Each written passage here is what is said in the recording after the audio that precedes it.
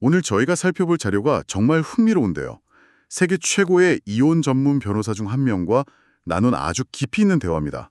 네, 수천 건의 관계가 어떻게 시작해서 어떻게 끝나는지를 바로 옆에서 지켜본 사람이죠. 그렇죠. 그래서 이번 시간에는 이 자료를 바탕으로 왜 그렇게 많은 관계들이 실패로 돌아가는지 그 근본적인 원인을 한번 파헤쳐 보고요. 반대로 관계를 성공적으로 만들려면 뭘 해야 하는지 그 핵심적인 통찰들을 좀 집중적으로 살펴보려고 합니다. 네, 맞아요. 이게 그냥 뭐 서로 사랑하세요 같은 뜬구름 잡는 이야기가 아니고요. 관계에 아주 현실적인, 어쩌면 좀 불편할 수도 있는 민낯을 들여다보는 시간이 될 거예요. 벌써부터 기대가 되는데요. 이 변호사가 시작부터 아주 단호한 현실을 딱 제시하거든요. 모든 결혼은 결국 죽음 아니면 이혼 둘 중 하나로 끝난다는 겁니다. 와, 우리가 아는 동화처럼 영원히 행복하게 살았습니다 하는 현실에 없다는 거죠. 듣기만 해도 정신이 번쩍 드는 이야기네요. 아니 그럼 영원한 행복이 목표가 아니라면 대체 결혼이라는 제도의 목표가 뭘까요? 바로 그 지점이 이 대화의 핵심입니다. 변호사는 결혼의 진짜 목표는요. 상대방을 통해서 내가 가장 진실한 나 자신이 되도록 또 나도 상대방이 그렇게 되도록 서로 돕는 여정이라고 정의를 해요. 서로를 완성시켜주는 여정 같은 거군요. 네, 그렇죠. 이 관점을 딱 가지고 이야기를 시작하면 이 변호사가 제시하는 모든 해결책들이 완전히 다르게 보이기 시작할 겁니다. 흥미롭네요. 가장 진실한 나를 찾아가는 여정이라. 그럼 그 여정이 실패하는 가장 큰 이유는 뭘까요? 자료에서 가장 먼저 눈에 띄었던 개념이 슬리피지였는데요. 네, 맞아요. 우리말로 하면 미끄러짐인데 이게 정확히 어떤 의미죠? 음, 거대한 홍수가 단 한 방울의 빗물로 시작되는 건 아니잖아요. 그렇죠. 그것과 똑같다고 보시면 돼요. 관계가 깨지는 게 어느 날 갑자기 터지는 하나의 큰 사건, 뭐 예를 들면 외도나 폭력, 이런 것 때문만은 아니라는 거예요. 그 이면에 다른 게 있군요. 네, 오히려 그 뒤에는 아주 오랫동안 쌓여온 수많은 작은 무시, 사소한 단절, 그냥 넘어갔던 서운함 같은 것들이 있다는 거죠. 이 작은 균열들이 조금씩 우리가 알아채지도 못하게 벌어지는 현상, 그걸 슬리피지라고 부르는 겁니다. 마치 배 밑바닥에 생긴 작은 균열을 그냥 뒀다가 결국에는 배 전체가 가라앉게 되는 뭐 그런 거랑 비슷하네요. 정확한 비유입니다. 그런데 그 작은 균열이라는 게 구체적으로 어떤 모습으로 나타나는 건가요? 변호사가 남성과 여성의 경우를 좀 다르게 분석했던 것 같은데요. 네, 아주 중요한 지점이에요. 특히 사회적으로 성공한 남성들과 이혼을 결심하는 여성분들이 가장 많이 하는 이야기가 그 사람이 더 이상 나를 봐주지 않아요 라는 거예요. 나를 봐주지 않는다. 네, 예전에는 내 삶의 최우선 순위가 배우자였는데 어느 순간부터 일, 취미, 친구들보다 한참 뒤로 밀려나 있다는 느낌? 그 관심의 목록에서 내 이름이 점점 아래로 내려가는 걸 온몸으로 느끼는 거죠. 존재감이 점점 희미해지는 그런 느낌이겠네요. 반면에 남성들은 좀 의외였어요. 어떤 점이요? 많은 남성들이 외도 같은 명확한 사건을 이유로 상담실을 찾지만 변호사가 깊이 파고 들어보면 진짜 이유는 그게 아니라고 하더라고요. 맞습니다. 외도는 그냥 결과일 뿐이고요. 그 근본적인 원인은 이야기의 흐름을 놓쳤다는 아주 깊은 단절감이 있는 경우가 많다고 해요. 이야기의 흐름을 놓쳤다. 그게 무슨 뜻이죠? 둘이 함께 써내려가던 인생이라는 책이 있었는데 어느 순간부터 아내가 다음 챕터로 넘어간 걸 나만 모르고 있었던 것 같은 느낌인 거죠. 아, 아내가 요즘 무슨 고민을 하는지, 무엇 때문에 힘들어하고 또 기뻐하는지 그 흐름을 전혀 따라가지 못하고 대화에 낄 수 없게 되는 상황이요. 자기만 그 이야기의 외부인이 되어버린 겁니다. 그 지점이 정말 흥미로운데요. 결국 나중에 더 큰 불편함을 겪지 않으려면 지금의 작은 불편함을 감수해라. 이런 메시지잖아요. 네, 그렇죠. 근데 이게 말처럼 쉽지가 않잖아요. 대부분 지금 이 얘기 꺼내면 분위기만 어색해지겠지, 괜히 싸움만 날 거야 하면서 피하게 되니까요. 바로 그 회피 성향이 이 변호사에게 사업 모델이 된다는 지적이 정말 날카롭죠. 아, 사람들은 당장의 갈등이 두려워서 문제를 그냥 묻어두지만 그 묻어둔 문제가 땅속에서 조용히 자라서 결국 관계 전체를 무너뜨리는 폭탄이 된다는 거예요. 와, 우리는 그 일시적인 불편함을 피하는 데는 선수지만 그 대가로 장기적인 관계의 안정을 그냥 내어주고 있는 셈인 거죠. 문제를 알면서도 피하는 게 거의 인간 본성 같은 거라면 이걸 극복할 현실적인 방법이 있어야 할 텐데요. 변호사가 그냥 용기를 내세요 이렇게만 말하진 않았을 것 같고요. 물론이죠. 여기서 아주 재미있는 비유가 하나 등장하는데요. 관계를 직업에 비유하는 겁니다. 관계를 직업이요? 네. 한번 생각해 보세요. 우리가 그토록 원해서 입사한 회사도 한 3년만 지나면 아, 지겨워 죽겠네 이렇게 불평하기 시작하잖아요. 하긴 그렇죠. 처음에 열정은 다 사라지고. 네, 관성만 남는 거죠.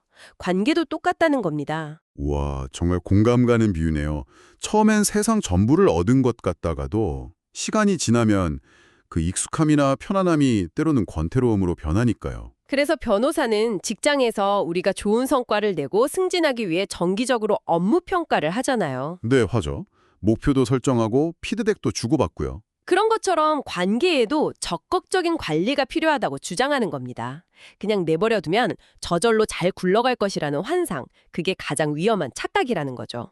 관계의 업무 평가라니 표현이 재밌네요. 그럼 그 평가는 구체적으로 어떻게 하는 건가요? 뭐 매달 마주 앉아서 이번 달 당신의 남편 점수는 B+입니다. 이럴 수는 없잖아요. 그래서 그가 제안하는 아주 구체적이고 실용적인 방법이 바로 주간이식, 위클리 리추얼입니다. 주간 의식. 네, 뭐 거창한 게 아니고요. 일주일에 딱 한 번 파트너랑 마주 앉아서 아주 간단한 질문에 답하는 시간을 갖는 거예요. 어떤 질문들인가요? 기본 단계는 아주 쉬워요.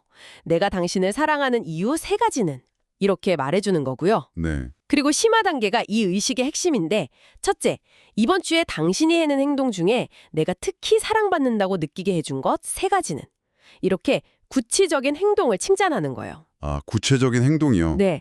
그리고 둘째는 우리 관계를 더 좋게 만들기 위해 다음 주에 내가 더 잘할 수 있었던 점 1가지는 그리고 마지막으로 당신이 더 잘할 수 있었던 점 1가지는 여기에 대해 이야기하는 거죠. 와, 마지막 질문은 이건 좀 용기가 필요하겠는데요. 그렇죠. 아, 근데 당신이 잘못했던 점이 아니라 더 잘할 수 있었던 점이라고 표현한 게 핵심이겠네요. 맞습니다. 비난이 아니라 개선을 위한 대화로 만드는 장치인 거죠. 그런데 솔직히 매주 이렇게 하는 게 좀 숙제처럼 느껴지거나 어색할 수도 있을 것 같아요. 많은 사람들이 그렇게 생각해요. 하지만 변호사는 이걸 못하는 이유가 단순히 게으르거나 어색해서가 아니라고 분석하거든요. 그럼 뭐죠? 그 이면에는 훨씬 더 깊은 두려움, 그러니까 친밀감에 대한 공포가 숨어 있다는 겁니다. 친밀감에 대한 공포요? 네, 나의 진짜 생각, 나의 약점, 나의 좀 부족한 점을 솔직하게 다 드러냈을 때 상대방이 이런 모습까진 내가 사랑할 수 없어 라면서 떠나갈지도 모른다는 그런 두려움이죠. 결국 진정으로 가까워지는 게 두려워서 오히려 거리를 두게 되고 그 거리가 아까 말한 슬리피지를 만들어내는 악순환이군요. 바로 그겁니다. 정말 중요한 지적이에요. 이것 말고도 당장 써먹을 수 있는 실용적인 조언이 또 있었죠. 파트너가 힘든 일을 털어놓을 때 대처하는 방법에 대한 거였는데요. 아, 네, 바로 메뉴판을 제공하라는 조언이요. 맞아요. 메뉴판. 많은 경우에 특히 남성들은 파트너가 힘든 이야기를 하면 본능적으로 해결책을 제시하려고 하잖아요. 이건 이렇게 해봐, 저렇게 하면 되잖아 하면서요. 그렇죠. 뭔가 해결해줘야 할 것 같은 의무감을 느끼죠. 근데 상대방이 원한 건 그 해결책이 아니라 그냥 공감이랑 위로였을 수 있거든요. 여기서 오해가 생기는 거죠. 맞아요. 난 그냥 내 얘기 좀 들어달라는 건데 왜 자꾸 날 가르치려 들지? 하는 마음이 들 때가 분명히 있죠. 그렇죠. 그래서 메뉴판을 주는 겁니다. 그건 어떻게 하는 건가요? 메뉴가 3가지 있어. 1번, 그냥 조용히 다 들어주기. 2번, 해결책을 같이 고민해주기. 3번, 이 생각에서 벗어날 수 있게 재미있는 이야기로 기분 전환시켜주기. 몇 번이 좋아? 와, 이건 정말 당장 써먹을 수 있겠네요. 그렇죠. 상대방한테 선택권을 주니까 내가 원하는 방식의 위로를 받을 수 있고 말하는 사람도 상대가 원하지 않는 행동을 해서 에너지를 낭비하거나 오해를 살 일이 없어지겠어요. 맞습니다. 이 작은 변화 하나만으로도 수많은 불필요한 갈등을 예방할 수 있다는 겁니다. 결국 적극적인 관리라는 게 이런 식으로 관계의 규칙이나 소통 방식을 우리한테 맞게 계속 조율해 나가는 노력을 의미하는 거군요. 네, 바로 그거죠. 일상적인 소통을 개선하는 것도 중요하지만 변호사는 여기서 한 걸음 더 나아가더라고요. 관계가 시작될 때부터 아주 근본적인 오해를 막을 수 있는 어쩌면 가장 논쟁적인 도구를 제시하던데요. 아, 혼전 계약서 말씀이시죠? 네, 맞습니다. 사실 이 단어는 듣기만 해도 우린 시작부터 이혼을 생각하는 건가 하는 거부감이 좀 드는데요. 대부분의 사람들이 그렇게 반응하죠. 낭만적이지 않다, 상대방을 믿지 못한다는 증거 아니냐? 라면서요. 맞아요. 하지만 변호사는 이 통념을 그냥 180도 뒤집어 버립니다. 혼전 계약서는 불신의 증거가 아니라 오히려 관계를 위한 가장 명확하고 정직한 규칙 설정 행위라고 말해요. 그러면서 누구도 반박하기 힘든 질문을 하나 던지죠. 어떤 질문이죠? 당신은 이미 혼전 계약서를 가지고 있습니다. 이렇게 말하는 거예요. 네, 그게 무슨 말이죠? 당신과 당신의 파트너가 직접 그 계약서를 쓸 수도 있고 아니면 당신이 사는 지역의 정부가 당신들을 위해 대신 써줄 수도 있습니다. 둘 중 누구를 더 신뢰하십니까? 아, 그 말을 들으니까 정신이 번쩍 드네요. 그쵸. 우리가 혼인신고를 하는 순간 우리 의사랑은 전혀 상관없이 법이 정해놓은 규칙들, 그러니까 이혼할 때 재산 분할은 어떻게 하고 양육권은 어떻게 정한다는 국가 표준 계약서에 자동으로 서명하게 되는 셈이군요. 바로 그겁니다. 변호사는 우리가 그 국가 표준 계약서의 내용이 뭔지도 제대로 모르면서 덜컥 서명하고 있다고 지적하는 거예요. 하긴 제대로 읽어본 적이 없네요. 차라리 우리 두 사람의 가치관과 상황에 맞는 규칙을 우리 손으로 직접 만드는 게 훨씬 더 합리적이고 책임감 있는 태도라는 거죠. 그 논리는 정말 설득력이 있네요. 개념을 설명하기 위해 들었던 M&M 초콜릿 비유도 아주 인상적이었어요. 네, 그게 아주 이해하기 쉬운 비유죠. 결혼 생활에서의 자산을 세 개의 바구니에 나눠 담는다고 생각하는 거예요. 세 개의 바구니요? 네, 결혼 전부터 내가 가지고 있던 재산은 내 것 바구니에, 파트너가 가지고 있던 재산은 파트너 것 바구니에, 그리고 결혼 후에 우리가 함께 번 돈이나 자산은 우리 것 바구니에 넣는 거죠. 혼전계약서는 어떤 초콜릿을 어느 바구니에 넣을지, 그리고 만약 헤어지게 되면 이 바구니들을 어떻게 나눌지 미리 합의하는 일종의 분류 규칙이라는 겁니다. 만약 이 규칙이 없다면 어떻게 되는 건가요? 모든 M&M 초콜릿을 하나의 거대한 그릇에 그냥 다 쏟아붓는 것과 같아지는 거죠. 아, 다 섞여버리는군요. 네, 10년, 20년이 지나면 어떤 초콜릿이 원래 누구 거였는지, 어떤 노력이 더해져서 이만큼 불어났는지 구분하는 건 거의 불가능해지죠. 변호사의 표현을 빌리자면 이별의 순간에는 이 뒤죽박죽된 초콜릿 그릇을 나누기 위해 변호사들한테 어마어마한 돈을 지불하면서 피비린내 나는 싸움을 벌여야 한다는 겁니다. 상상만 해도 끔찍하네요.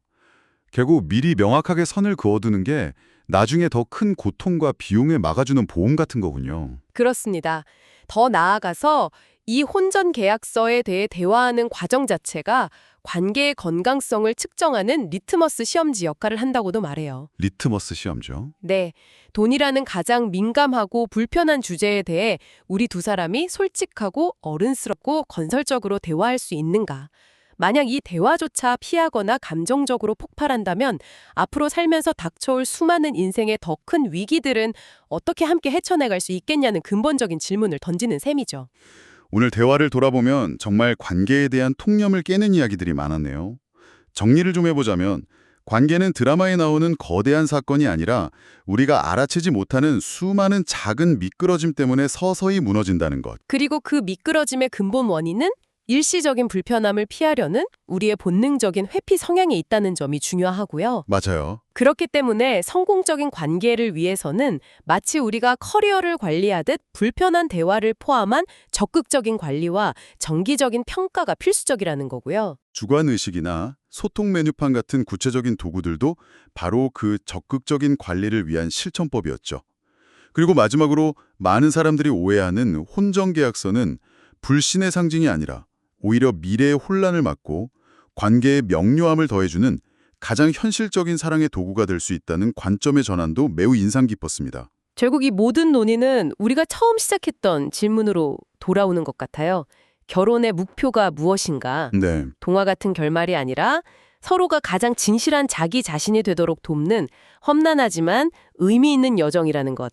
오늘 우리가 나눈 이야기들은 그 여정을 조금 더 현명하게 항해하기 위한 그런 현실적인 지도와 나침반이라고 할 수 있겠습니다. 청취자께서 한번 깊이 생각해 보실 만한 마지막 질문을 던지면서 마무리하겠습니다. 자료에서 변호사는 우리가 결혼에 대해 두 가지 위험하고 서로 모순된 가정을 동시에 한다고 지적했습니다. 네, 그 부분도 아주 흥미로웠죠. 첫 번째는 결혼이 상대방을 바꿀 것이라는 기대이고, 두 번째는 결혼해도 아무것도 변하지 않을 것이라는 기대입니다.